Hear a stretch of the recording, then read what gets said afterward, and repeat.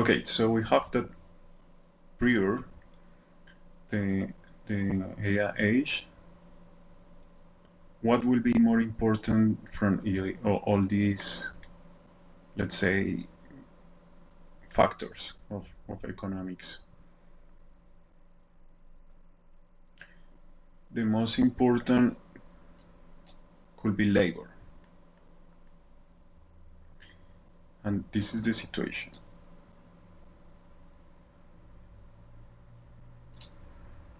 If you have a lot of land, but you have no labor, you have nothing. Yeah, land without labor is nothing. You can have a lot of technology, a lot of labor, but if you don't have capital, if you don't have the machines, then you cannot produce anything. Yeah, if you have a lot of savings, but no capital, no technology, it's difficult again. You could have labor, technology, capital, and savings, but if you don't have land, you cannot produce anything. You don't have an economy. You could have the technology, the labor, lands, but no capital, no machines. Then the workers will have nothing to do. Yeah, they will have no resources, etc. So we are talking about those factors that come to the root of economics. Yeah, and you need them all. In the old days, yeah, you will need them all. Okay, so land, you will need it. So labor, you will need it.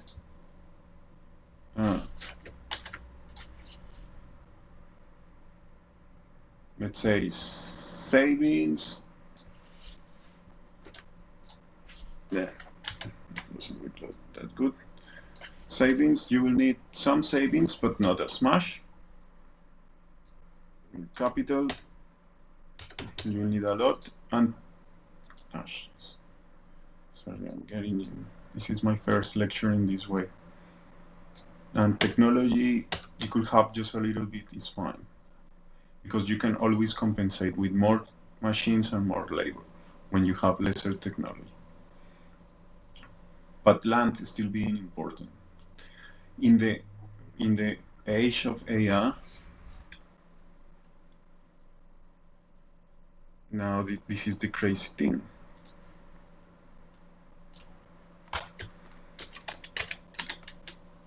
Land becomes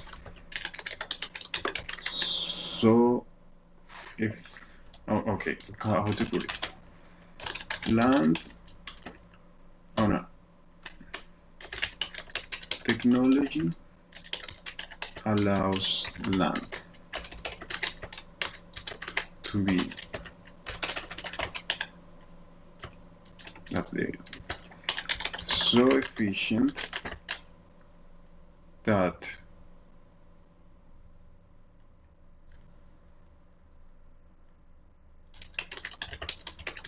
in the long run there will be there will be a limit of virtually not need for land.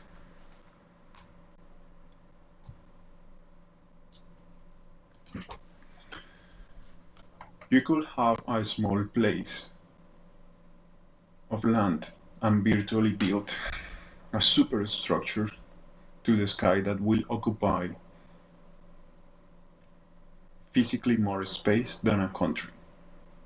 And we are talking about, let's say, a structure like in the video game Halo. These are structures in the space. This is not land anymore. These are structures in the space. But okay, I'm going too far. But this is the situation. That's the limit. There is no need of land whatsoever. Yeah. Then what happens is that, let's say, if before you want to make 1 ton of food, then maybe you will need to have 5 I don't know, hectares or 5 kilometers of land, whatever. But technology allows that you produce more food in smaller spaces. And technology is following that trend. Then land becomes more reduced and we start to have more food. So then, in the long run, food won't be a problem because land, in the long run,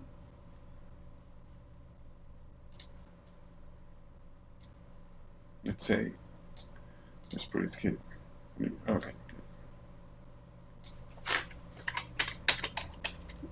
Land is not necessary with AI. Okay.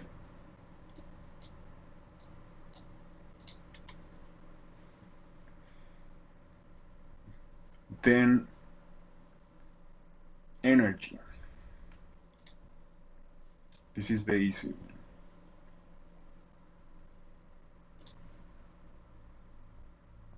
Then, okay.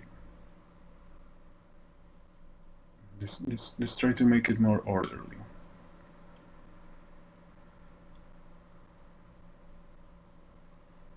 Okay.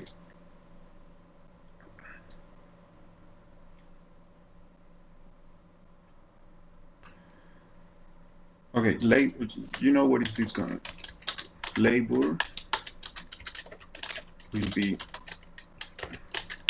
supplanted by AI in the long run. Automatons will replace humans for most of the manual work.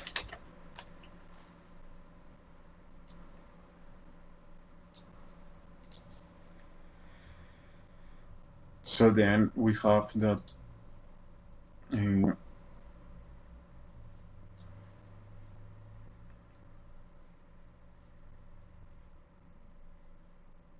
yeah, we won't need, let's say, we won't need the slaves, okay? And slaves are not necessarily, let's say, slaves of exploitation. It's not necessary. Let's put it here in green. Oh no, this is, we're talking about labor. Slaves.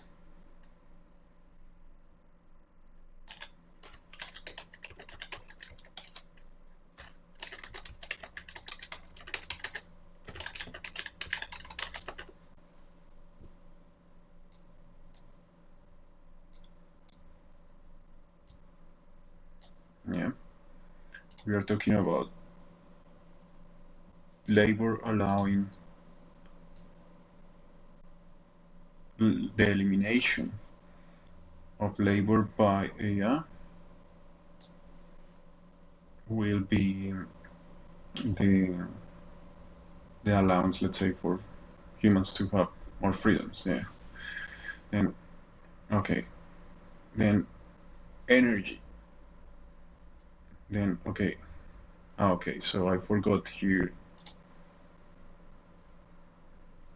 to add human power, okay? Let's say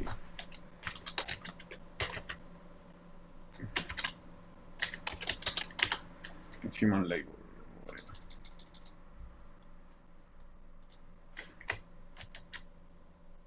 Let's do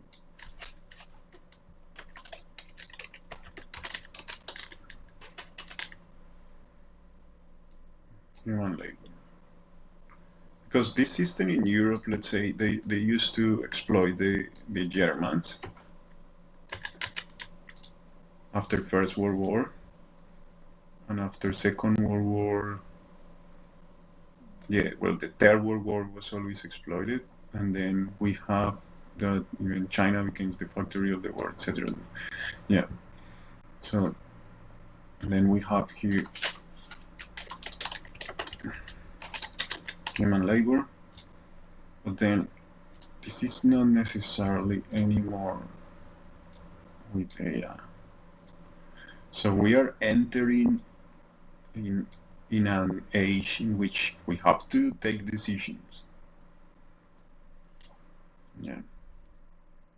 Now, energy. Let's keep going this way.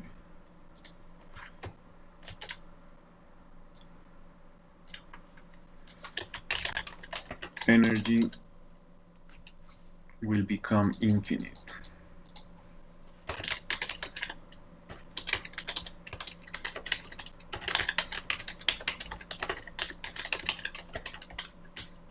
Energy will become infinite as technology advances.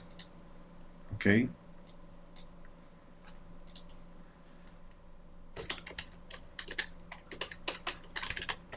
The sun is virtually a source of infinite energy.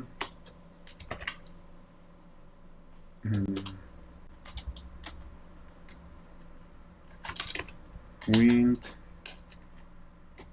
We have the sea currents.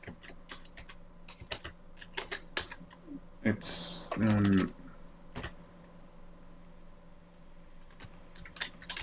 fusion energy.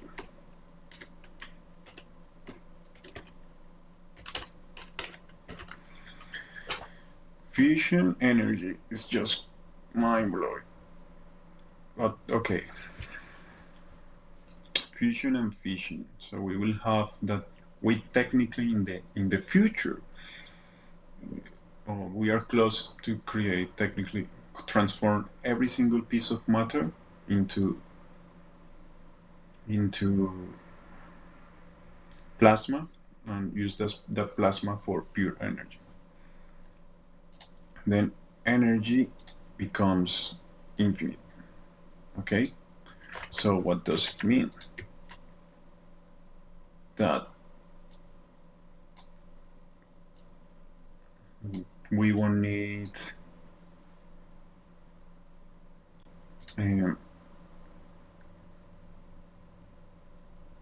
fossil fuels anymore. But there is a problem, because we need the Arab world to survive. It's like the Arabs are in an extremely difficult situation. Yeah? Because their main resource comes to be fossil fuels. And the more fossil fuels they burn, the more harsh the conditions in the desert. So they are in a conundrum as well. So the North has to secure technology for the Arab war.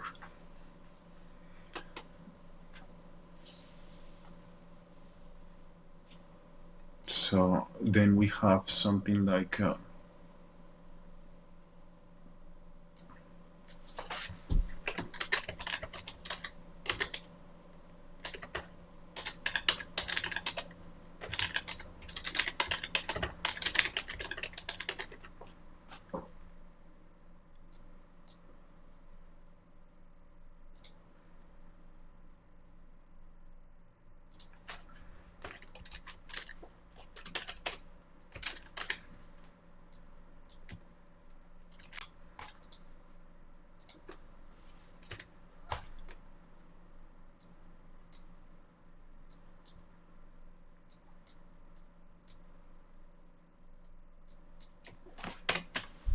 the South must secure resources for the North.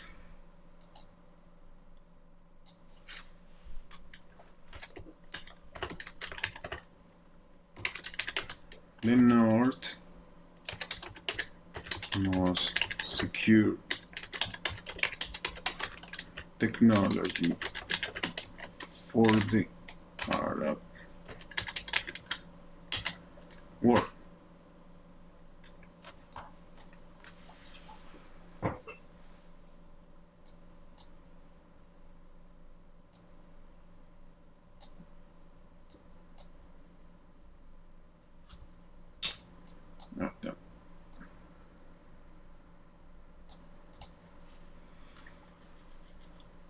Then, look, also the economic system cannot be as before. So there should be the allowance for many economic systems to flourish, including those economic systems that do not work with the war dynamics, because if this does not happen, it will lead to a war. If this does not happen, we're going to have a huge war, and whoever wins that war, if winning a war is possible anymore, then if it is possible, because it's likely that winning a war is not possible anymore, and that's why the multipolar world exists, because it's not possible anymore to win a war, as the next war will be a global war for first time, the first world war. And this happened before. The Peloponnesian Wars were like believed like the first kind of world wars, and then it happens the Great War, that was the First World War, and then Second World War became like the second supposedly World War, but we have not had the First World War. The next war will be the First World War, yeah, and we will forget. This will be called the Second Great War and the First Great War, something like that. Yeah. Okay. Now,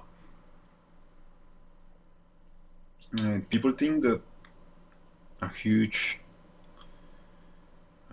war is not possible, but it's because they did not leave the Nazi regime. They think that it's impossible. But I'm not saying that it's about Nazis. There is fascism at the moment. But one of the situations is that we believe that this is not possible when it had happened already, and we forget. Okay. So now, okay, energy is out of the equation, yeah? For which wars should happen or will happen. Materials.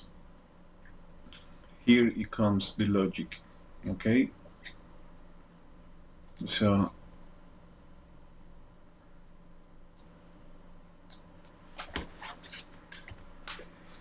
then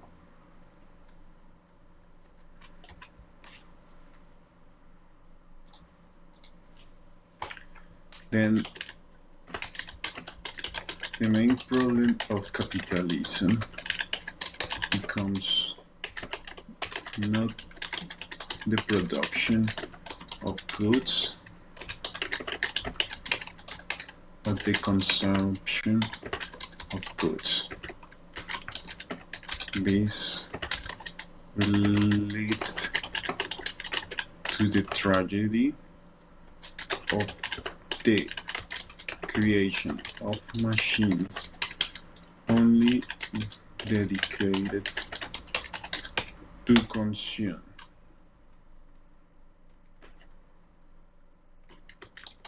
This will make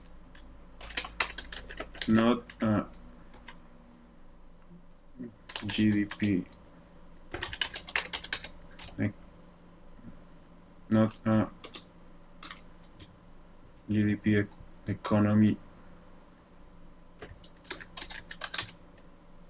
focus system, but a machine driven system, but a machine focus driven system.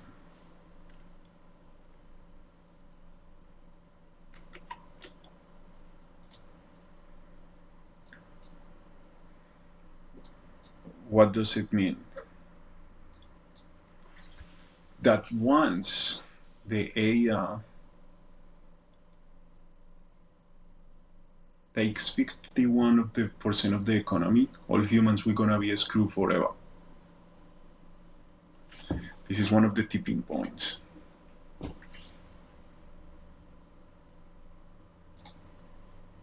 and no scholar is talking about that but myself. And well, now, then materials. Then we have this logically. For first time, the materials that we're gonna have will be enough for everyone. And then we can also be conscious about modifying our population. And let's say this is something that I wouldn't be worried for China, because China could control its population. I mean, they are a Marxist-based system. Marxists talk about historical materialism, for which China themselves say that they have practiced this kind of stuff for a long time, and it's kind of true. Marxism did not exist only in China before Marx, or well, whatever, communism.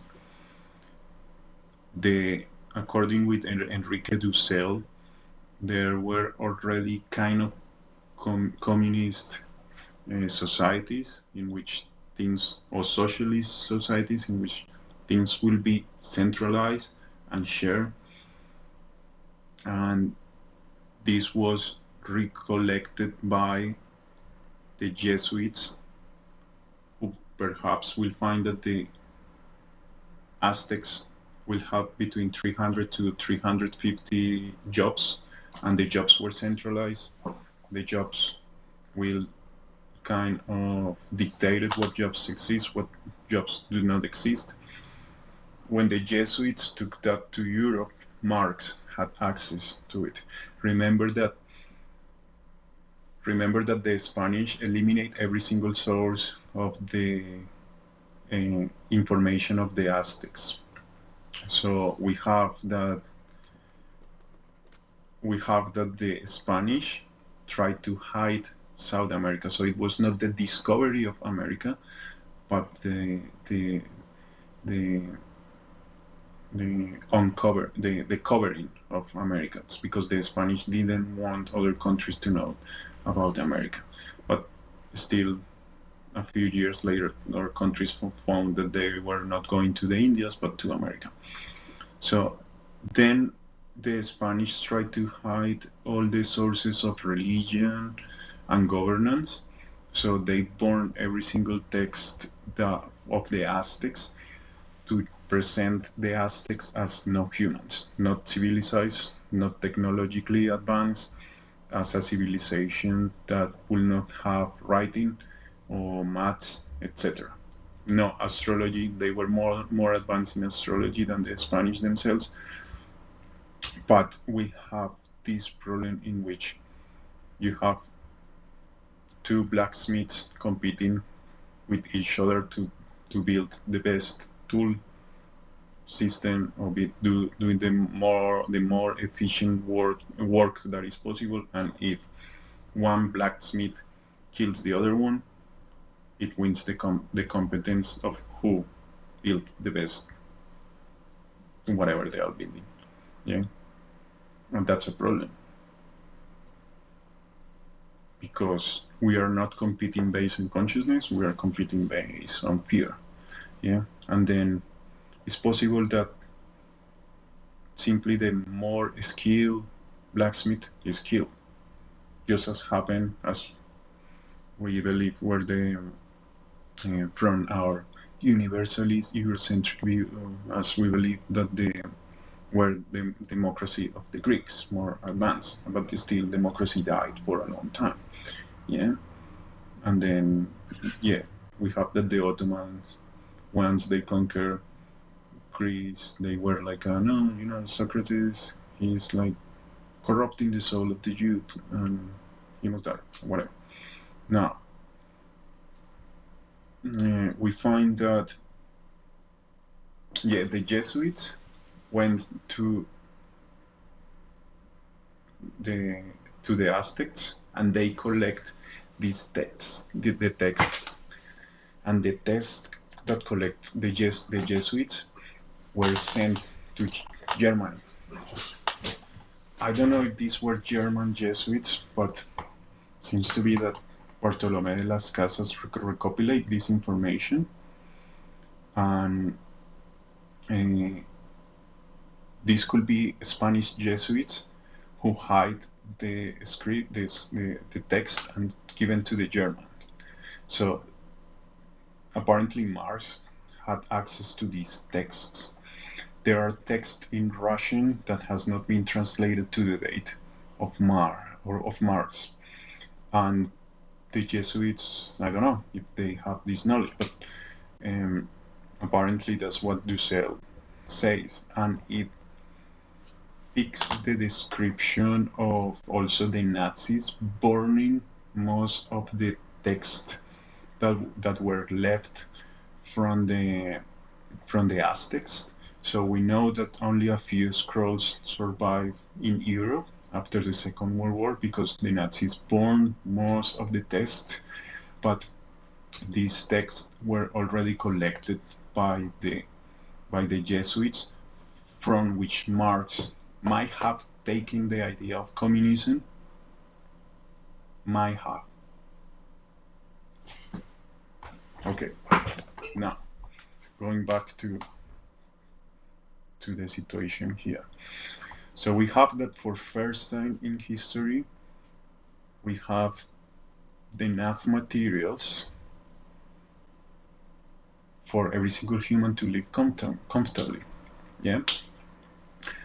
And we talk about technology making land also so efficient that we won't need land at the end. We won't need land. Yeah. So then one of the huge problems that are left are the processing of materials. Okay. But we are talking about the system in itself that has to not grow the GDP. And there is a lot of scholars, a lot of people saying that this is madness because the GPA cannot simply grow. But if the GDP stops to grow, then certain countries will be like, oh no, we're gonna lose momentum to I don't know, win some wars or whatever. But that's when we have to take the decision of let's stop this madness. Because in capitalism, there is only one winner so far, and that's China. China is the biggest economic capitalist country, even if it is communist. Full stop.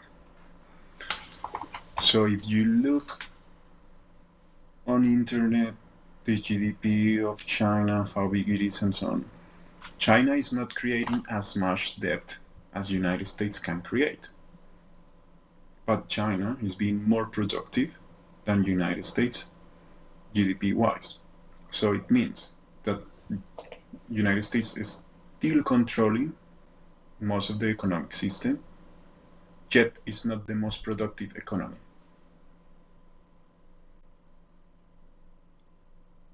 The most productive economy is China. Then when we say the biggest economy is China, is because it's the one that produces the biggest GDP, not the one who controls most of the debt, but still being the most ample economy. So then we have a huge conundrum here because China is communist. And China say that they're gonna create for first time the socialism. Socialism has not existed. Socialism is not a doctrine, it's not an ideology. But it might be created by China. A post-capitalist society. Yeah? But apparently they have to win the game of capitalism and then create communism. Then what it seems is that the United States is trying to control the economies of the allies and creating a kind of cybernetic AI-driven society, economy, But China can do that, plus allowing bilateral relations, which will bring more creativity. So then we're going to have a centralized economy of the United States that will force allies, whilst allies could have competence and creativity and so on that will benefit the system of China, because China is not a bilateral relationship system. It behaves with every system differently. And the problem is that we have to kind of get out of this machine, fix the machine, and go back, or otherwise change the machine as we are going through it, whether because it's done in China or because it's done in the West. Yeah, because China cannot do that alone either. But if there is a system that becomes more efficient than the one that the United States wants, and the one that China wants, or not wants, but the one of, I mean, this is the situation. The leader is still being United States, and China is just behind, but it's just bigger. Yeah, and soon there will be a point in which you will have United States as a tiny country with nukes, and most of the people will say, "Ah, United States is our ally, is our friend. We share the language, we share the ethnicity, we share the geography, we share the language, yeah, we share the culture." But it's becoming so aggressive that it's for us easy to deal with China. And China will be so big that then you will have a small country fighting a giant. Yeah? And then I don't know anything about China, but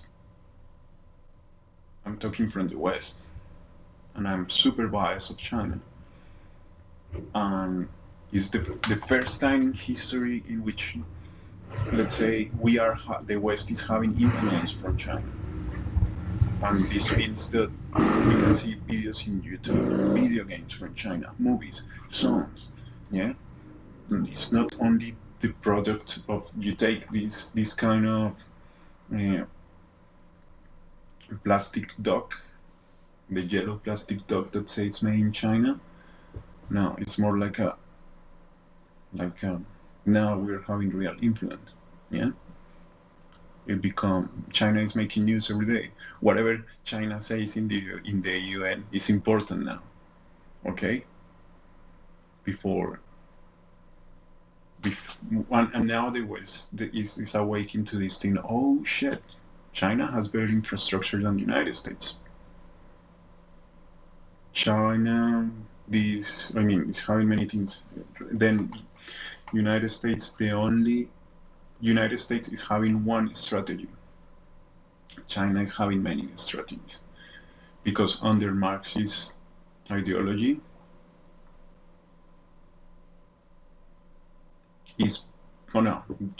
Marxist ideology is built over Hegelian ideology, Hegelian philosophy. So this is not even Marxism. This is before. We are talking about one of the only philosophies that is apolitical. This is not ideological like communism. This is pure philosophy. Then we have that Hegel finds an infinite existence of things by denying other things. And everything is there to use. Everything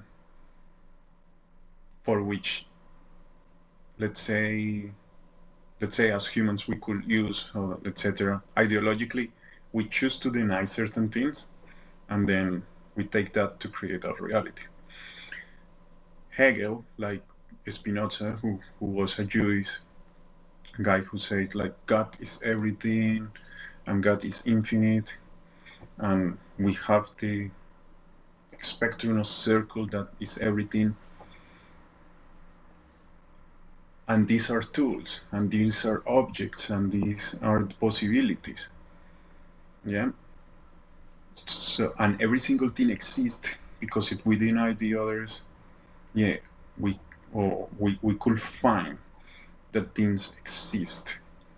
We are not. This is different to, oh, we cannot prove by science that consciousness is real. We cannot prove by science that consciousness is real, because if consciousness is the one analyzing, creating, and deciding what is science, then it's biased, and we cannot prove that consciousness is real because science in itself is biased by consciousness. This is what Zizek, the philosopher Slavoj Zizek, talks about philosophers doing naive questions. Consciousness exists, full stop. Don't even question that. We are not living in a virtual world. There are laws of physics that we cannot understand, but this is not a virtual world created by a machine that just started recently. No, we as humans decide the future of this world. If we want to create a virtual world, that's another situation. But then we have a lot of philosophers talking a lot of bullshit in the main TV channels, in YouTube, in the news, in of the main countries. They have the microphone and they are just talking bullshit, stupidity, whilst we are entering in one of the most confusing times in our time, in our history, and we need precisely to talk about these things. And I'm hindered to talk with other academics about it. Okay, but let's go back. So Zizek talk, we cannot do naive questions anymore.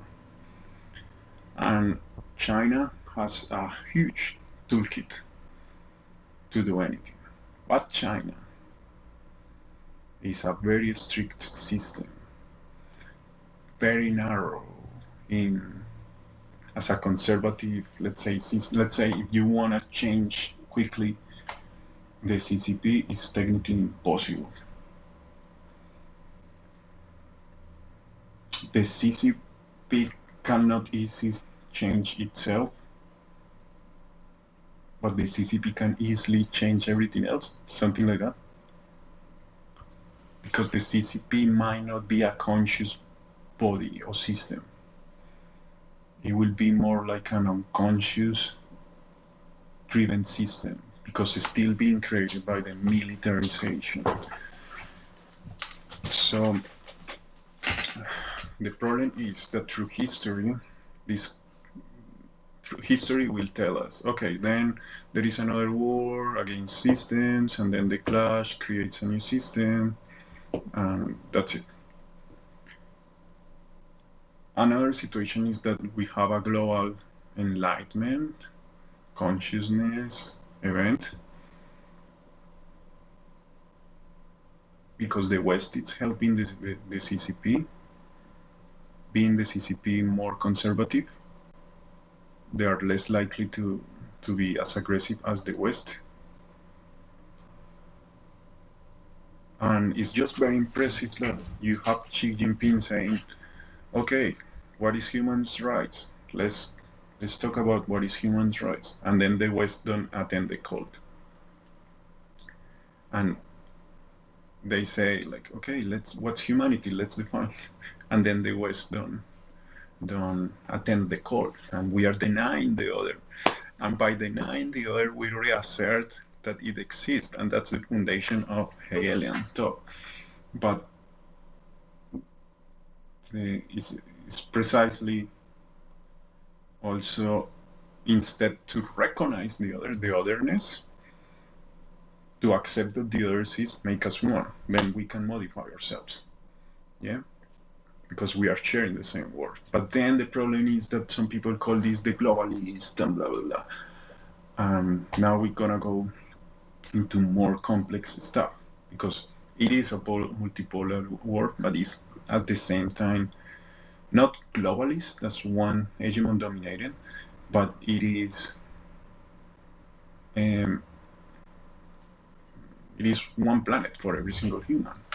Then we have to remote to humanism, yeah, to the roots of humanism, what is to be a human and what we want for humans. Because look, I'm telling you here, after 51% of the economy is driven by machines,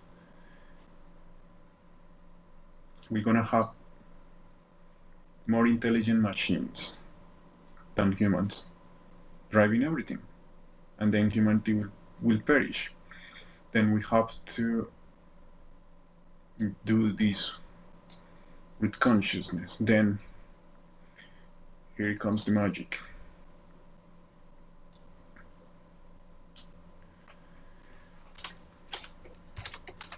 The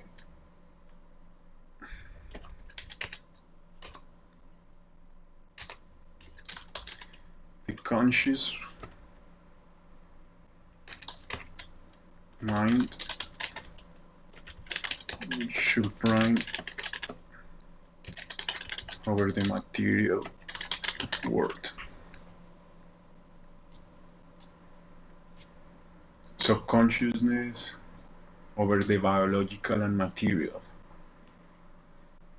If we are doing the things for fear, it's biologically and it's material. It can be explained by the material world.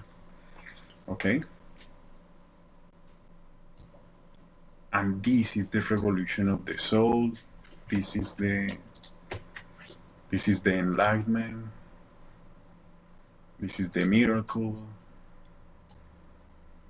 This is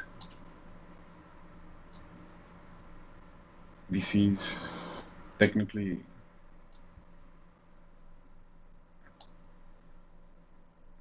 this is when humanity wins. Okay? But then one way to win this is like armies allowing, okay, there are pockets of people, hippies, who wants to fix the war.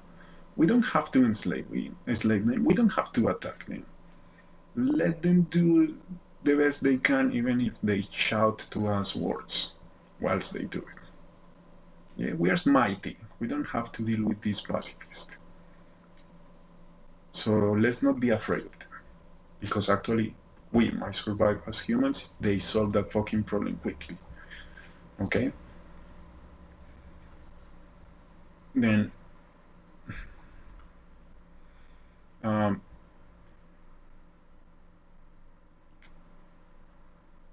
we have the material world.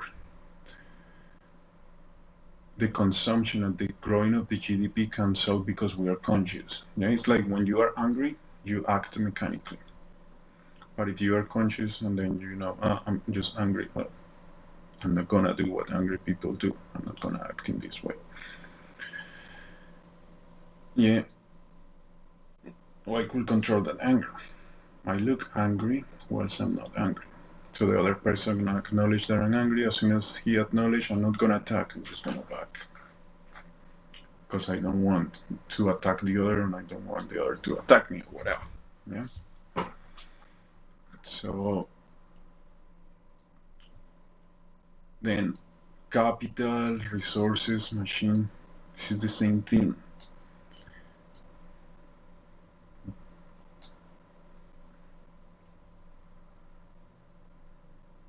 And this is only solved with one thing. That is aspiration. Before, as it only can be done through education.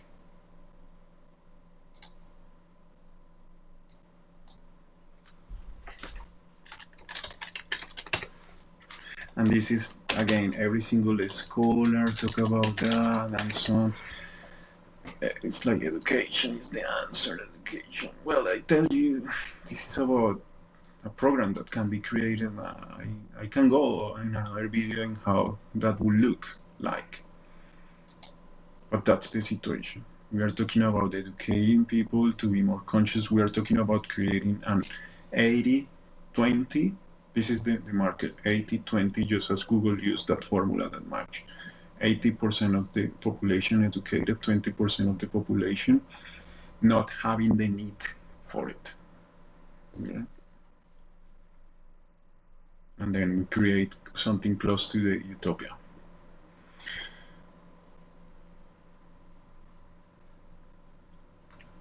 Then Africa will start to notice immediate help. Latin America will start to develop because it's not hindered to develop anymore. It's not casualty that now a lot of people is reasserting autonomy of their own countries and so on. This is just math. And then we have Asia, in which China is always open to dialogue.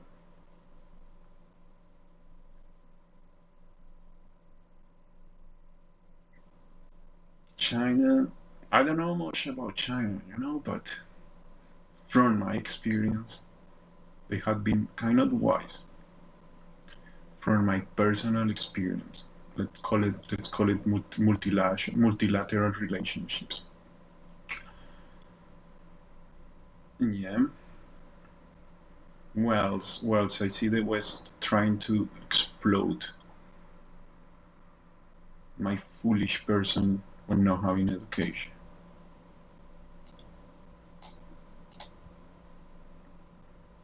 So, yeah. Okay, here we should find a few other problems that we need to take with I forgot the name. Let's look at pinzas.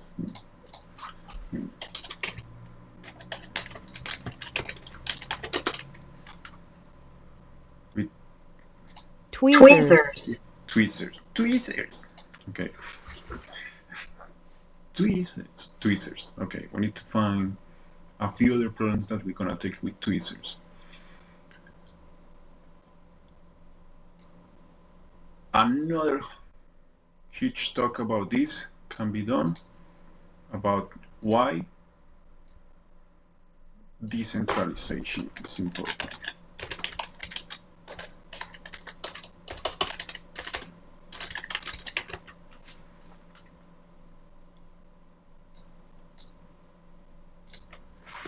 Here decentralization is paramount. And then is when I don't know all the problems of decentralization and I don't have anyone to talk about it. And that's a problem. Not many people to talk about it. Because the problems of centralization are such like traceability,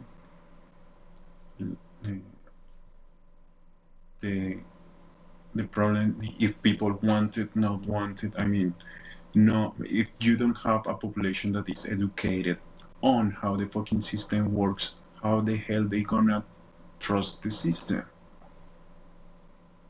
Okay? Now, if then that hinders social cohesion, trust in institutions, and then people is not trusting the institutions. People, yeah, we are having problems of social cohesion. Well, asymmetric information is a problem there, and education solves that.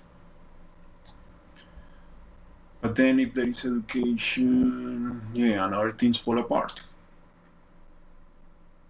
But if we are not willing to take the psychological shock, we gonna have the physical shock of a bomb exploding next to us, neuro weapons hijacking our sons, etc. We hearing voices and not knowing where the hell it comes from, as it happened to me. Yeah. And yeah. So there are more things that we need to talk about here. But why decentralization will solve the economy of the West? Look, of the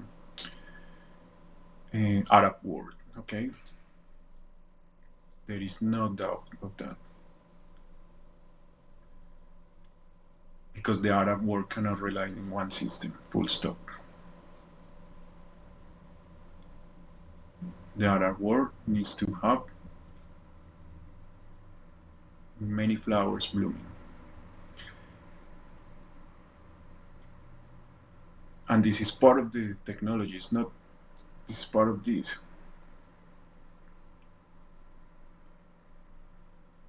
Because, yeah, climate change and so on.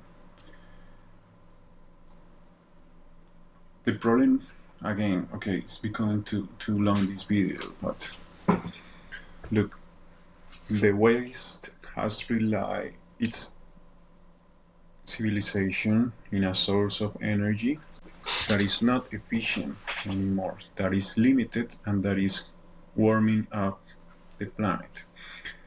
As the planet is warmed up,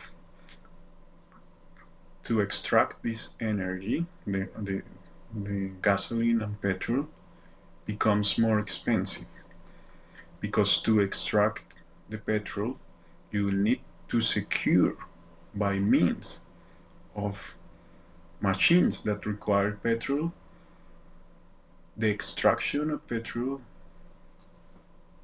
the routes in which the petrol travels, and every time there is a climate catastrophe, the vehicles that attend to that catastrophe, planes and sea ships, need petrol as well.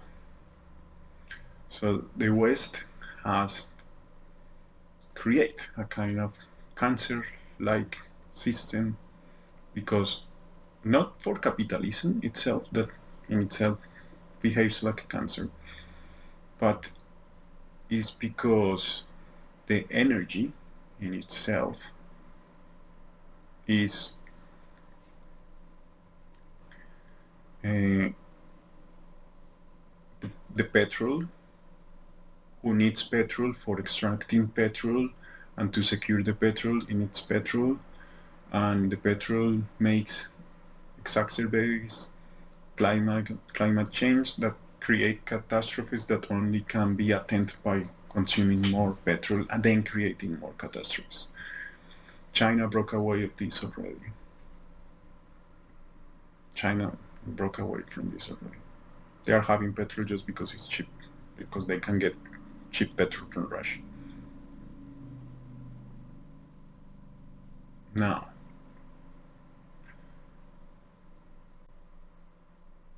then, okay, we have to talk about a lot of stuff here. I think I'm gonna leave it there for now. We're over 2 hours.